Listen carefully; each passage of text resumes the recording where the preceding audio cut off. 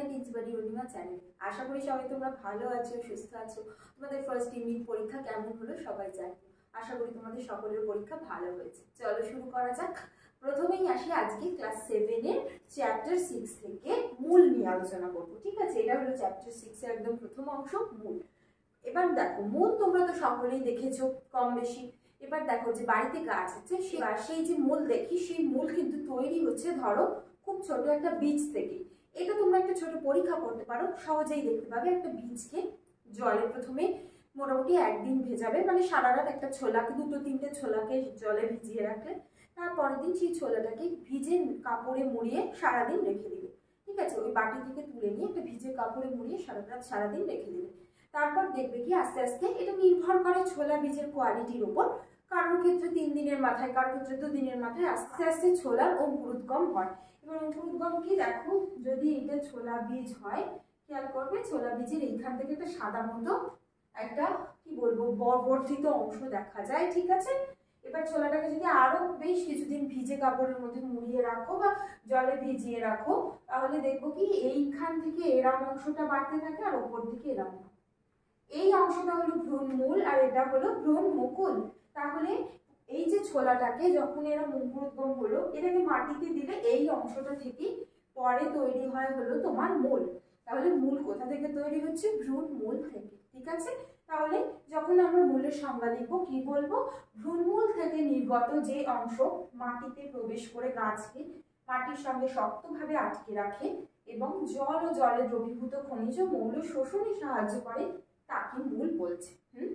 এবার তোমরা একটা গাছের মূল নিয়ে এটা দেখতে পারো, কিন্তু সে চেষ্টা মানে সেই গাছটা যেহেতু মারা যাবে, চেষ্টা করবে কোনো মারা যাচ্ছে বা শুকিয়ে যাচ্ছে এমন কোনো গাছ নিয়ে দেখবার।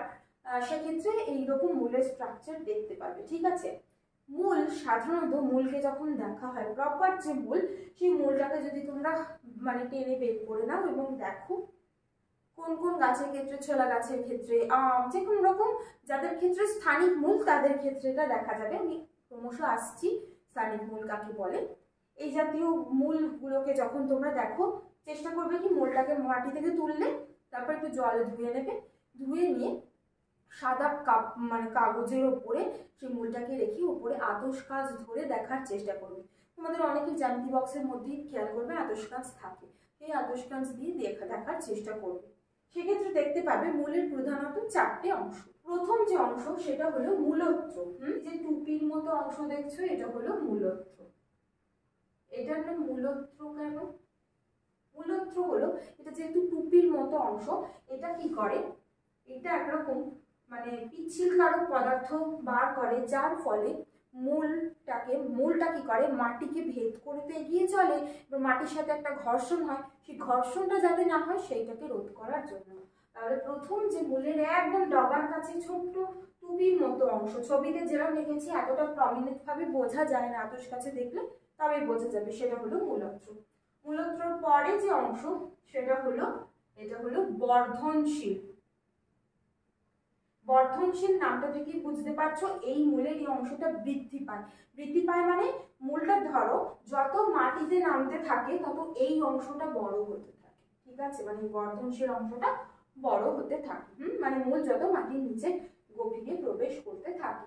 তারপরে দেখো একটা অংশ গেছে যেখানে অনেক রোঁয়া রোঁয়া জিনিস রয়েছে, এই অংশটা হলো মূলরোম। ঠিক আছে, তাহলে এর নাম হলো মূলরোম অঞ্চল। ঠিক আছে, আর এই অংশটা হলো স্থায়ী অঞ্চল। স্থায়ী, আচ্ছা স্থায়ী অঞ্চলের নাম কেন স্থায়ী? কারণ এখান থেকে শাখা প্রশাখা বার হয়।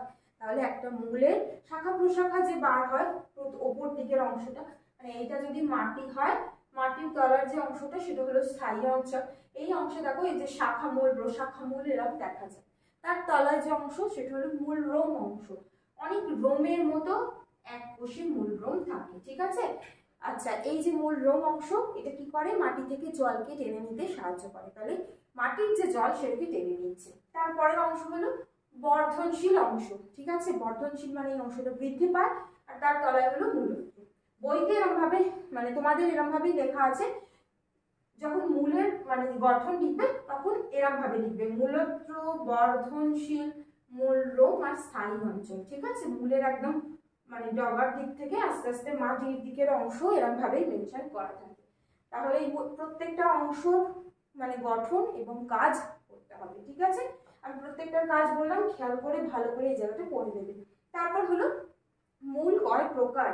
দেখো আমি এই যে বললাম একটা ছোলা ভেজালে, ছোলার এই জায়গা থেকে যেটা বার হচ্ছে ভ্রূণ মূল, এই যে ভ্রূণ মূল থেকে যে অংশটা বার হচ্ছে মানে ভ্রূণ মূল থেকে যে মূল উৎপন্ন হয় তাকেই বলছে হলো স্থানিক মূল বা ট্রু রুট। সত্যিকারের যে মূল সেটাই হলো তোমার স্থানিক মূল। এই মানে মূলের ক্ষেত্রে শাখা প্রশাখা থাকে। যেমন এই যে ছবিটা এঁকেছি এটা হলো একটা স্থানিক মূলের চিত্র। তাহলে এই ছবির নিচে লিখে দেবে স্থানিক মূলের চিত্র। আচ্ছা এবার দেখো এটা বাদ দিয়ে যদি দেখি আরো একরকম মূল হয়, সেটা হলো অস্থানিক মূল। মানে ভ্রূণ মূল ছাড়া উদ্ভিদের অন্যান্য অংশ থেকে যে মূল বার হয় সেগুলো যেমন ধরো বট গাছের ক্ষেত্রে যে স্তম্ভ মূল ঝুরি নামে, সেটা কিন্তু মূল, কিন্তু এটা ভ্রূণ মূল থেকে হচ্ছে না, তাই তো, বীজ থেকে হচ্ছে না বা ভ্রূণ মূল থেকে হচ্ছে না, তাহলে এটা হলো অস্থানিক মূল। পাথরকুচি গাছের ক্ষেত্রে পত্রাশ্রয় মূল দেখা যায়, সেটাও কিন্তু পাতা থেকে বার হয়, তার মানে তোমার যে ভ্রূণ মূল থেকে নয়, তাহলে এটাও অস্থানিক মূল। তার মানে কি, যে স্তম্ভ মূল, ঠেস মূল, এগুলো সবই কিন্তু অস্থানিক মূলের মধ্যেই পড়ছে, এগুলো প্রকৃত মূল নয়, ঠিক আছে। যেমন ধান গাছের ক্ষেত্রে কি হয়, ধান গাছের গুচ্ছ মূল দেখা যায় এরকম ভাবে, মানে একসাথে অনেকগুলো গুচ্ছ আছে কিন্তু এরকম কোনো প্রপার ভাগ নেই, মানে এই যে শাখা প্রশাখা এই জিনিসটাই সবকিছু নেই। তাহলে এই যে ধানের ক্ষেত্রেও যে দেখা যায় বা ঘাসের ক্ষেত্রে যেগুলো দেখা যায় সেগুলো সবই কিন্তু অস্থানিক মূল। এই যে স্থানিক মূল বললাম, এই যে স্থানিক মূলের মধ্যে যেটা দেখা যায় সেটা হলো প্রধান মূল। এই প্রধান মূল কাকে বলছে, মাটির গভীরে খাড়াভাবে বর্ধিত স্থানিক মূলের প্রধান অক্ষকে প্রধান মূল বলছে। প্রধান মূল দেখা যায় আম, বট, নিম, নয়নতারা, পুঁই, সন্ধ্যা মালতী এই সমস্ত কিছুতে। মানে কি, এই যে স্থানিক মূলের ক্ষেত্রে আমি যেটা এরকম ভাবে এঁকেছিলাম স্ট্রেট একদম এরকম মাটির গভীরে চলে যাচ্ছে, এইটাই হলো তোমার প্রধান মূল। এইখানেই দেখা যায় হলো তোমার মূলত্ব, ঠিক আছে, এই অংশটা। এইখানে রয়েছে মূলরম অংশ, এখান থেকে বেরিয়ে হয়েছে শাখা প্রশাখা, বুঝতে পারলাম। তাহলে এইটা হলো প্রধান মূল, ঠিক আছে, এটা হলো প্রধান মূল। এরপর আসি হলো গুচ্ছমূল। গুচ্ছমূল সাধারণত অস্থানিক মূলের ক্ষেত্রে দেখা যায়। ক্ষণস্থায়ী প্রধান মূল মানে যে সমস্ত উদ্ভিদের ক্ষেত্রে তোমার অস্থানিক মূল দেখা যায় তাদের ক্ষেত্রে কি হয়, যে এই যে প্রধান মূল নষ্ট হয়ে যায় সেই জায়গায় একটা গুচ্ছমূল দেখা যায় সুতোর মতো। গুচ্ছমূলগুলো কিরম দেখতে, সুতোর মতো। যেমন বললাম ধানের গোড়ার ক্ষেত্রে ধান গাছের দিকে দেখো এরকম গুচ্ছমূল একসাথে দেখা যায়, কোনো প্রধান মূল কিছু নেই, এইটা কি বলছে হলো গুচ্ছমূল, ঠিক আছে। যেমন ধান গাছ, ঘাস এগুলোতে দেখা যাচ্ছে। আচ্ছা এখানে যেমনটা লিখে দিই ধান, ঘাস। আচ্ছা এবার আসি এই যে মূলের প্রধান কাজ কি। মূলের কাজ দুই প্রকার, একটা হলো যান্ত্রিক কাজ, যান্ত্রিক মানে যেটা যন্ত্রের মতো কাজ করে, বাইরে থেকে সাপোর্ট দিচ্ছে সেটা, আর একটা হলো শারীরবৃত্তীয় কাজ। যান্ত্রিক কাজ মানে গাছটাকে শক্ত করে ওই জায়গায় আটকে রাখছে। দ্বিতীয় হলো ঝড় ঝাপটা বৃষ্টি সেই সমস্ত প্রাকৃতিক যে প্রতিকূলতা তার মধ্যে গাছকে দাঁড়িয়ে থাকতে সাহায্য করছে। তাহলে যান্ত্রিক কাজ হলো দুটো। এরকম ভাবে মূলের কাজ লিখতে দিলে কিন্তু দুটো সেগমেন্টে ভাগ করে লিখবে, যান্ত্রিক কাজ, শারীরবৃত্তীয় কাজ। যান্ত্রিক কাজ হলো এই দুটো, আর শারীরবৃত্তীয় কাজ হলো মাটি থেকে রস শোষণ করা, বা লিখবে মাটি থেকে জল, রসের বদলে এটাও লিখতে পারো জল ও জলে দ্রবীভূত খনিজ লবণ শোষণ করা। মানে ওরা জল তো গ্রহণ করে, তার সাথে সাথে জলের মধ্যে যে খনিজ লবণ দ্রবীভূত হয়ে থাকে সেটাকেও টেনে নেয়, ঠিক আছে। এবার আসি এই যে মূলের কাজ পড়ে নিলাম, মূলের প্রকার পড়ে নিলাম। আচ্ছা এইবার আসি আরো একরকম মূল পাওয়া যায়, যেমন ধরো অনেকে হয়তো তোমরা তো জানো যাদের সুগার থাকে তাদের মাটির তলার জিনিস খেতে বারণ করা হয়। মানে ধরো তোমার কি গাজর এই সমস্ত কিছু, তা গাজর কি, গাজর হলো কিন্তু মূল, পরিবর্তিত মূল, মানে মূলটাই পরিবর্তিত হয়ে গেছে, ঠিক আছে।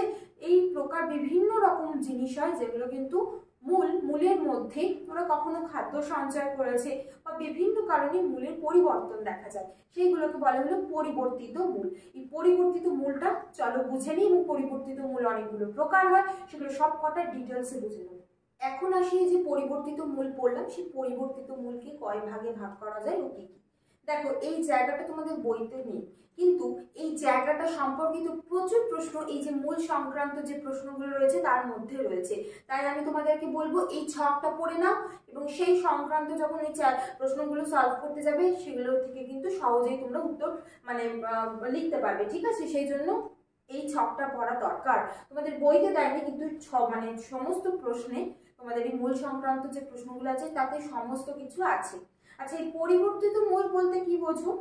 নামটা শুনে বুঝতে পারছি, পরিবর্তিত মানে মূলের প্রধান কাজ হলো গাছকে সাপোর্ট দেওয়া, গাছকে দাঁড় করিয়ে রাখা এবং জল এবং জলে দ্রবীভূত খনিজ লবণ শোষণ করা। এর বাইরে ও নিজেকে কোনো না কোনো পরিবর্তন করছে এবং অন্যান্য বিভিন্ন কাজ করছে, সেগুলো কি বলছে? পরিবর্তিত মূল।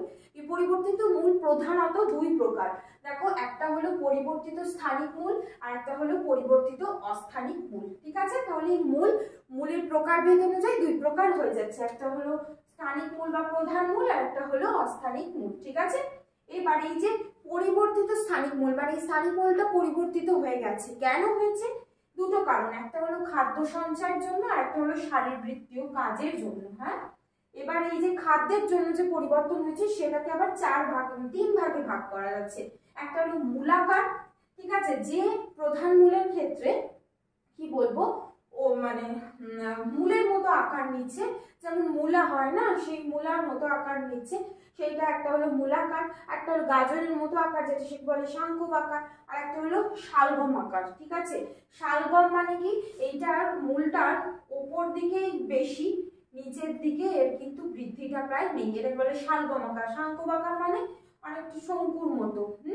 আর মূলাকার মানে কি? ওপর দিকে কম, মাঝে বেশি, আবার নিচের দিকে কম, এইরকম টাইপের আকার হচ্ছে, ঠিক আছে? তাহলে খাদ্য সঞ্চয়ের জন্য তিনটে ভাগে বিভক্ত। এরপর আসি হলো শারীরবৃত্তীয় কাজের জন্য যে পরিবর্তন হচ্ছে। শারীরবৃত্তীয় মানে শারীরিক কোনো কিছুর জন্য যে পরিবর্তন, যেমন শ্বাসমূল। সুন্দরবন অঞ্চলে যে সমস্ত গাছগুলো দেখা যাচ্ছে, সুন্দরী গড়ান, সেই সমস্ত গাছগুলোতে কি হয়, এই সমস্ত জমিটা কিরকম, মাটিটা কিরকম, শারীরবৃত্তীয় শুষ্ক মাটি। কেন শারীরবৃত্তীয় বলা হচ্ছে?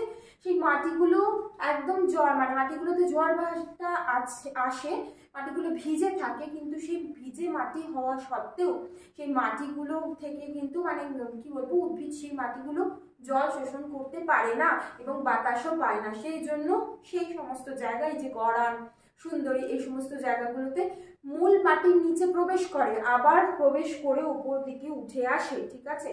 তোমরা সুন্দরবনের অনেক ছবিতেই দেখেছো, মানে কোনো গাছের মূল এরকম মাটির নিচে প্রবেশ করলো, ঠিক আছে, কিন্তু পাশে ধরো এইরকম জায়গায় মূল উঠে আসে, এই মূলটাই আবার ওপর দিকে উঠে এসে এরকম ভাবে মাটির ওপরে মূলটা গজিয়ে ওঠে। এটা কি বলে? শ্বাসমূল। কেন শ্বাসমূল বলে? এই মূলগুলো বাতাস থেকে অক্সিজেন নেয় যাতে মূলের কার্য ওরা সম্পন্ন করতে পারে, ঠিক আছে? সেই জন্য এটা যেহেতু শারীরিক মানে চাহিদা, সেই জন্য শারীরিক বৃত্তীয় কাজের মধ্যে পড়ছে। এরপর আসি হলো পরিবর্তিত অস্থানিক মূল, ঠিক আছে? অস্থানিক মূলকে দুভাগে ভাগ করা যায়। একটা হলো যান্ত্রিক কাজের জন্য, মানে উদ্ভিদকে এক্সট্রা সাপোর্টের জন্য, যন্ত্রের মতো যে কাজ সেই সমস্ত ক্ষেত্রে, আর একটা হলো শারীরবৃত্তীয় কাজের জন্য। এবার এই যে যান্ত্রিক কাজের মধ্যে ভাগ তিনটে। স্তম্ভমূল, যেটা বট গাছের ক্ষেত্রে স্তম্ভ আকারে নেমে আসে। ঠেসমূল, আখ, ভুট্টা, কেয়া, এই সমস্ত গাছে দেখা যাচ্ছে, মানে এই সমস্ত গাছগুলো কি হয়, এরকম একটু লম্বা প্রকৃতির হয়, সরু হয়, সেজন্য এই গাছগুলোর গায়ে ঠেস হিসাবে গজায়, মানে গাছটা যদি এইরকম ভাবে গজাচ্ছে তো এরকম ভাবে ঠেস মূল নামতে থাকে। আর হলো আরোহী মূল, যেমন পান, গজপিপুল ক্ষেত্রে দেখা যায়। আরোহী মানে কি? ওরা কোনো কিছুকে পেঁচিয়ে ওপরে উঠতে সাহায্য করে, সেই মূলগুলো ওদেরকে ওপরে উঠতে সাহায্য করে। তাহলে এই তিনটে কাজ। তারপর হলো, তাহলে এই তিনটে ভাগ হলো। আর তারপরের যে ভাগ সেটা হলো শারীরবৃত্তীয় কাজের জন্য মূলের কিছু পরিবর্তন হয়ে গেছে। শারীরবৃত্তীয় মানে কি বললাম? যে শারীরিক কোনো না কোনো চাহিদা পূরণের জন্য। যেমন একটা হলো আত্তীকরণ মূল। এই মূলের নাম আত্তীকরণ কারণ এই মূলগুলো সবুজ হয় এবং এই মূলে সালোক সংশ্লেষ হয়, মানে ওরা এই মূলের সাহায্যে খাদ্য তৈরি করতে পারে। তারপর হলো চোষক মূল। এই সমস্ত গাছ মাটিতে জন্মায় না, অন্য গাছের ওপর জন্মায় এবং সেই গাছ থেকে পুষ্টিরস টেনে নেয়। সেই গাছ থেকে পুষ্টিরস টেনে নেওয়ার জন্য চোষক মূল অন্য গাছ থেকে পুষ্টিরস টেনে নিতে সাহায্য করে। আর একটা হলো পরাশ্রয় মূল। এটা অন্য কোনো উদ্ভিদের ওপর জন্মাচ্ছে এবং সেই উদ্ভিদ থেকে সেই উদ্ভিদের ওপর মানে কি বলবো, নির্ভর করতে সাহায্য করছে। এই পরাশ্রয়ী, পরের ওপর আশ্রয় করতে যে মূলগুলো সাহায্য করে। আর একটা হলো জলজ মূল। এই মূলগুলো কি বলবো, জলজ উদ্ভিদের সাহায্যে দেখা যাচ্ছে এবং এগুলো ওই উদ্ভিদটাকে জলের উপর ভাসিয়ে রাখতে সাহায্য করে, ঠিক আছে, অনেকটা হালকা হয় এবং জলের উপর ভাসিয়ে রাখতে সাহায্য করে। তাহলে এগুলো সব শারীরিক ওদের বিভিন্ন চাহিদার জন্য, সেজন্য এগুলোকে বলে হলো শারীরবৃত্তীয় কাজের জন্য পরিবর্তন। ঠিক আছে, আশা করি তোমরা বুঝতে পেরেছো। কোনো প্রশ্ন থাকলে কমেন্ট করো। আর আমি যখন আগের ইয়ারের এই মূলের পুরো জায়গাটা কভার করেছিলাম তখন তোমাদের এই চ্যাপ্টারের সমস্ত যে প্রশ্নগুলো আছে মূল সংক্রান্ত আমি সমস্ত কভার করেছি। সেই জন্য এইবারে একটু অন্যভাবে পড়াবার চেষ্টা করলাম, যাতে তোমরা এই থিওরিটা বুঝলে উত্তরগুলো সব পেয়ে যাবে। তাও যদি কোনো উত্তর খুঁজতে অসুবিধা হয় আমাকে কমেন্ট করো। আমি আগের বছরের যে মূল্যের যে ভিডিও করেছিলাম সেটার লিঙ্কটা তোমাদের শেয়ার করে দেবো। সেখানে এই সমস্ত প্রশ্নগুলোর উত্তর আলোচনা করা আছে। আশা করি তোমরা বুঝতে পেরেছো। কোনো প্রশ্ন থাকলে কমেন্ট করো। তোমরা ভিডিওটাকে লাইক করো, বেশি বেশি করে শেয়ার করে দিও আর সাবস্ক্রাইব।